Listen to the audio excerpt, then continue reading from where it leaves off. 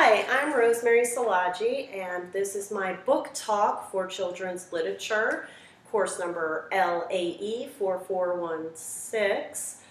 The modern fantasy that I chose was James and the Giant Peach by Roald Dahl. Today I'll talk about the setting, plot, character, style, and theme. The setting is obviously when and where a story takes place. Dahl doesn't say exactly when the story takes place, but the book was published in 1961, and in the story, the author mentions the Empire States Building, and we know that the Empire States Building was completed in 1931. So the story takes place somewhere between 1931 and 1961.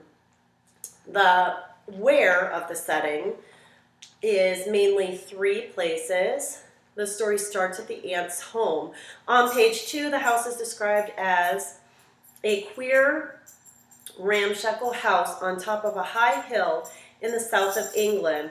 And further on page 4, Dahl states there was no swing, no seesaw, no sand pit, and no other children. So a very lonely place for James. On page 30, James crawls inside the giant peach. Inside, he finds some very unique friends. The majority of the story takes place inside the peach. The end of the story takes place in a variety of different places in New York City. Different places that are mentioned are the Empire States Building and Central Park. The plot of the story goes something like this. James was a happy boy until one day his parents were gobbled up by a rhinoceros. James is then forced to live with his two abusive aunts. One day, a man gives James a tiny bag of magic crystals. James falls and drops the crystals near a dormant peach tree. The tree then sprouts a peach and grows larger and larger. His aunts notice the giant peach and start charging people money to see it. James has to go out every night after all of the visitors leave and clean up all of the trash. So one night, he discovers a tunnel leading to the center of the peach. Here he finds human-sized insects that actually become his friends. The group decides to go on an adventure. One of the insects crawls up, chews the stem of the peach off, and the peach goes rolling down the hillside over James' two aunts, killing them both. And the peach and its passengers roll away on a huge adventure.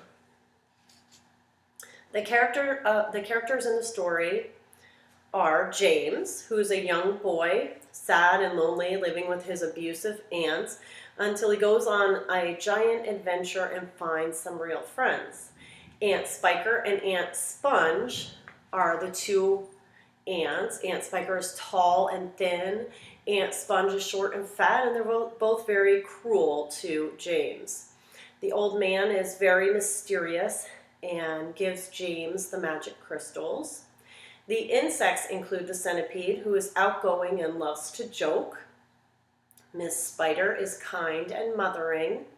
The earthworm is just quite a pessimist. The old green grasshopper is very wise. Ladybug is friendly and kind. Silkworm inactive and sleeps a lot. And the glowworm lights up the entire inside of the peach. So the author draws readers in with a variety of figurative language. On page 104, Dahl writes, "The hailstones came whizzing through the air like bullets from a machine gun," just simile, "and James could hear them smashing against the sides of the peach and burying themselves in the peach's flesh with horrible squelching noises, plop, plop, plop, plop," onomatopoeia, and then ping, ping, ping, more onomatopoeia, as they bounce off the poor ladybug's shell because she couldn't lie as flat as the others.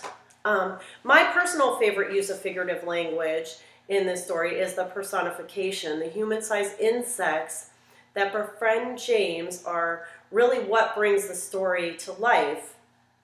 Each character is unique and has very relatable personality traits.